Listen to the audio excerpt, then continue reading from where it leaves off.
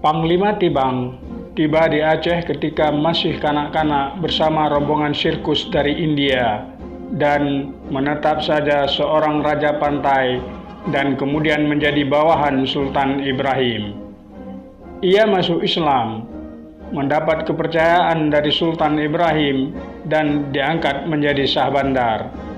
Sebagai Syah Bandar, ia banyak berhubungan dengan orang-orang Eropa, berkunjung ke Penang beberapa kali, dan ia berteman baik dengan Anson, wakil gubernur Inggris di Pulau Pinang. Tengku Panglima Tibang merupakan tokoh yang kontroversial. Dia bisa meniti karir hingga sebagai Syah Bandar dan bahkan Panglima Laut Aceh. Ketika meletus perang melawan Belanda, tindakan-tindakan Panglima Tibang bisa dilihat sebagai usaha menyelamatkan Sultan, tetapi juga sebagai pengkhianatan atas Aceh yang menguntungkan Belanda. Bahwa kemudian Panglima Tibang mendapat bintang penghargaan dari Belanda membuat pandangan kedua lebih melekat di ingatan para pejuang Aceh. Ia dibenci sejak tahun 1873 oleh orang-orang Aceh yang meyakini bahwa tipu muslihatnya lah yang menimbulkan perang Aceh-Belanda. Ia menyeberang ke pihak Belanda pada tahun 1877 dan melayani Belanda dengan sepenuh pengabdiannya. Ia seorang yang sangat licik dan suka menjilat.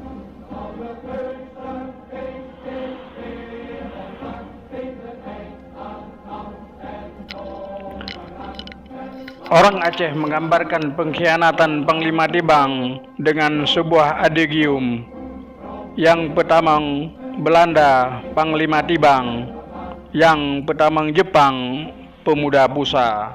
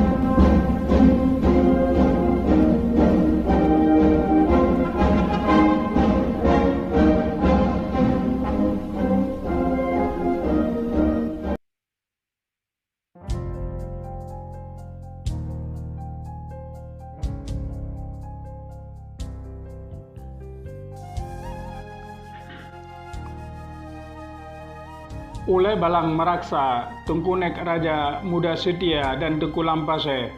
Ulay Balang inilah yang pertama sekali menyerah dan bersahabat dengan kafir Belanda. Akibatnya, Belanda bisa merebut istana Sultan. Perang Aceh meletus pada tahun 1873, di mana Belanda dapat melabuhkan kapalnya di pantai Cermin, Ulele.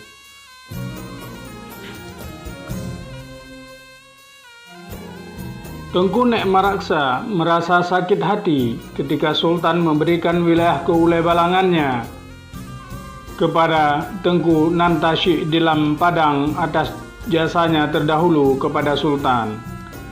Padahal awalnya wilayah tersebut adalah miliknya. Akibatnya wilayahnya semakin mengecil dan hanya kebagian wilayah di Ulele, Pekanbada, dan Blangoi dan sekitarnya di wilayah Meraksa.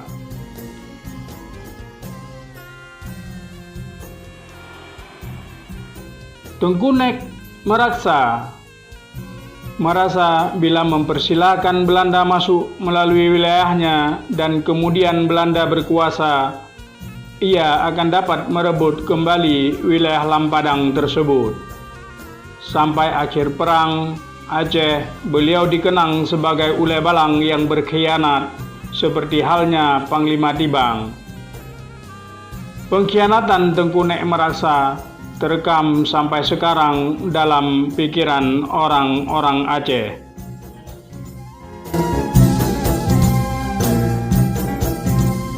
Atas nasihat Tengku Nek, dilakukan gerakan mengedari, mengepung keraton, lubang-lubang perlindungan pun digali, lalu meriam-meriam besar penyasar benteng diseret. Juga sekoci-sekoci meriam kecil turut melakukan penembakan. Ketika pada tanggal 24 Januari 1874, akhirnya diberikan tanda untuk menyerbu. Ternyata musuh pada malam hari telah berangkat. Jatuhnya Keraton Aceh dianggap di Batavia dan di negeri Belanda sebagai hasil terpenting yang dapat dicapai dalam ekspedisi itu. April 1873 telah ditebus pada bulan Januari 1874.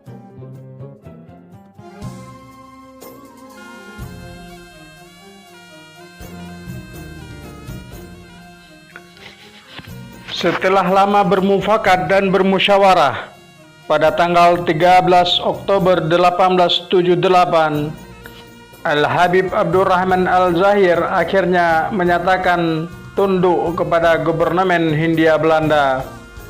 Pukul 2 siang datanglah ia ke keraton, menyarungkan pakaian kebesarannya dan tidak meninggalkan bintang pahlawannya yang telah diterimanya dari kerajaan Turki.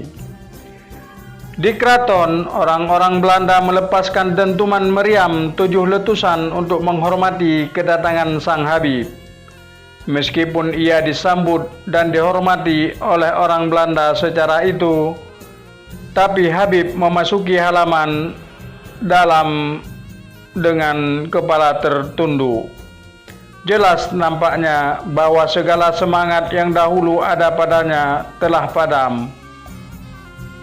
Ia masuk ke dalam itu dari jalan yang berkeliling, karena ia terpaksa berlindung daripada ancaman golongan-golongan orang Aceh yang pantang tunduk. 2 orang perempuan di atas tandu adalah menyertainya. Selainnya daripada istri yang berdua itu, adalah pula 6 orang budak-budak perempuan dan kira-kira 20 orang kawan yang masih setia yang mengiringinya.